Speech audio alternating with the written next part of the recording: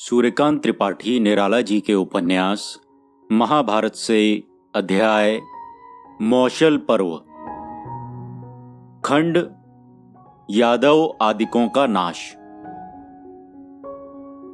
पांडवों की सत्ता देश में स्थापित हो गई। 36 साल हो गए। देश फला फूला लहलहा रहा था। कोई उपद्रव नहीं हुआ। लोग शांति से रहे, व्यापार बढ़े, राहें दुरुस्त हो गईं, राज्यों में मैत्री का भाव दृढ़ रहा। पांडवों की तरफ से सब कुछ कृष्ण का किया हुआ है, लोगों की धारणा थी, इसलिए कृष्ण की पूजा उत्तरोत्तर बढ़ी। उन्हें लोग अवतार मानने लगे। देश देश के लोग उनके पास जाते थे, उनकी बातें सुनते थे, उनके अनुसार काम करते थे। सबको विश्वास था कृष्ण के उपदेश हित करेंगे। कृष्ण की इस बढ़ती प्रतिष्ठा का यादव राजकुमारों पर बुरा प्रभाव पड़ा। उनमें गर्व की मात्रा बढ़ने लगी। धीरे धीरे उनका स्वभाव बिगड़ गया। शराब पीने लगे, मांस भी बेहिसाब खाने लगे। क्रमशः ऐसे उद्दंड हो गए कि सभ्य जनों से भी असभ्य बातचीत और अनादर से पेश आने लगे। ऋषियों और ब्राह्मणों का अपमान हो चला। ऐसे अधम कार्य में सारण आदि यादव और श्री कृष्ण का पुत्र सांब थे। एक दफा नारद, विश्वामित्र और कण्व आदि ऋषि द्वारका गए। यादव राजकुमार सांब को औरत की तरह साड़ी पहनाकर ऋषियों के पास ले गए और कहा, भगवान, आप तो त्रिकालदर्शी हैं। यह वज्र की स्त्री है, गर्भवती है। बताइए, इसके लड़का होगा या लड़की? ऋषि रुष्ट हो गए। उन्होंने कहा, इस अधम सांब के गर्भ से एक मूसल पैदा होगा और उससे तुम्हारे वंश का नाश होगा। शाप सुनकर यादव राजकुमार घबराए। महाराज वसुदेव से उन्होंने कुल हाल कहा।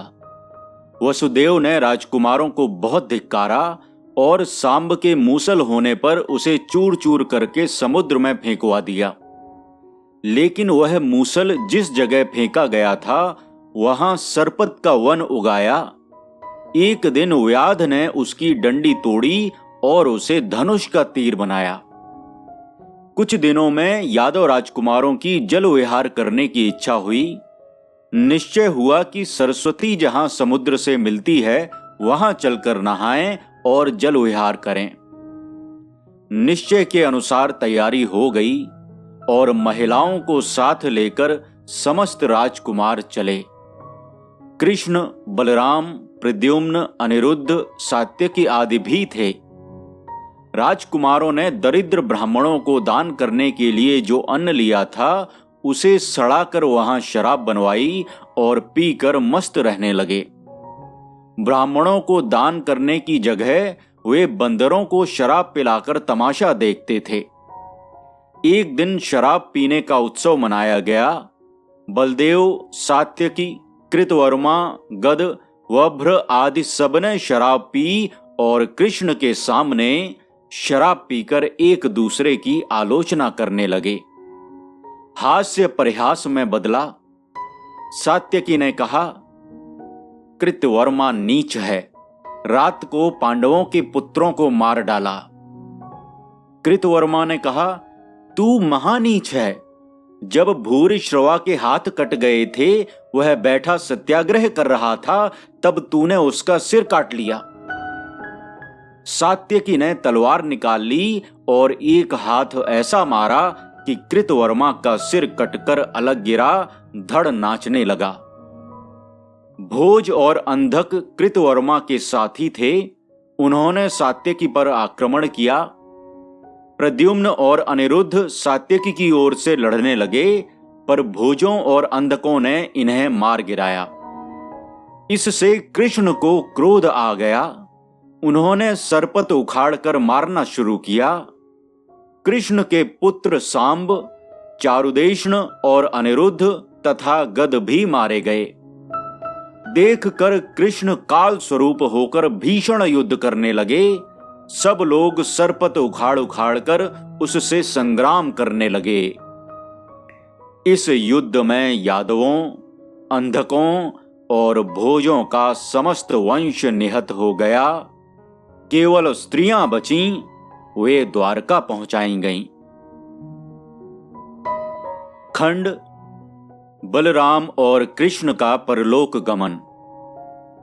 बलराम को इस युद्ध के बाद वैराग्य हुआ। वह प्रभास तीर्थ गए और वहां तपस्या करते हुए समाधि लगाने की सोची। कृष्ण ने सारथी से कहा, स्त्रियों को द्वारका में छोड़कर हस्तिनापुर जाना और अर्जुन से कहना, समस्त यादव कुल का नाश हो गया है, वह आकर स्त्रियों और बच्चों को हस्तिनापुर ले जाएं। कुरुक्षेत्र में कौरवों का नाश देखा था, प्रभास तीर्थ में यादवों का नाश देखा। अब भैया बलराम के पास जाकर तपस्या से शरीर छोड़ना उचित समझता हूं। सारथी दारुक ने कृष्ण की आज्ञा के अनुसार काम करने की बात कही। कृष्ण के पिता वसुदेव को प्रणाम किया और बलराम से मिलने के लिए चल दिए। बलराम के पास पहुंचे तो देखा वह सिद्धासन पर बैठे थे। देह हिलडुल नहीं रही थी, सांस नहीं चल रही थी। एक सांप की आकृति की ज्योति उनकी देह से निकलकर ब्रह्ममंडल में लीन हो रही थी। कृष्ण समझ गए कि बलराम यह लोक छोड़कर चले गए। शोक से व्याकुल होकर कृष्ण एक पेड़ के सहारे लेट गए। दायां पैर बाएं घुटने पर रख लिया। कृष्ण योग निद्रा में पड़े थे कि जरा नाम के व्याध ने दूर से कृष्ण का पैर चमकता देखा। उसे मालूम दिया हिरण का मुंह है। उसी ने सरपत तोड़कर तीर बनाया था। उसने तीर धनुष पर चढ़ाकर पैर के तलवे में मारा। तीर अचूक बैठा। कृष्ण के तलवे में तीर चुभ गया। व्याध दौड़ा हुआ आया और कृष्ण को देखकर दंग हो गया। फिर रोने लगा। कृष्ण ने कहा, तुम्हारा इसमें दोष नहीं, तुम इसकी चिंता न करो। यह कहकर कृष्ण परम धाम को चले गए।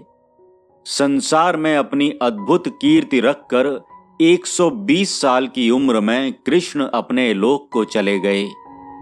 उनके जाने से संसार में हाहाकार मच गया। उनके शरीर त्याग के संवाद से वसुदेव बहुत ही खिन्न हुए और दूसरे दिन शरीर छोड़ दिया। उनका श्राद्ध द्वारका जाकर अर्जुन ने किया और जब द्वारका से स्त्रियों को लेकर चले तब समुद्र ने द्वारकापुरी को अपने गर्भ में डाल लिया। रास्ते में भी विपत्ति आई। डाकुओं का एक दल अर्जुन को अकेला जानकर आया। द्वारका का माल और बहुत सी स्त्रियों को लूट ले गया। अर्जुन कुछ न कर सके। अर्जुन ने भोजकुल की स्त्रियों को मार्तिकावत में रखा और सरस्वती नगर का राज्य सात्यकी पुत्रों को दिया। वज्र को पांडवों की पुरानी राजधानी इंद्रप्रस्थ का राजा बनाया। कृष्ण की पत्नियों में रुक्मिणी, गांधारी, हेमवती, शैव्या और जाम्बवती सती हो गईं। सत्यभामा तथा और वन में तप करने चली गईं। सूर्यकांत त्रिपाठी निराला जी के उपन्यास महाभारत से अध्याय मौशल पर्व। वाचनकर्ता अमित पांडे।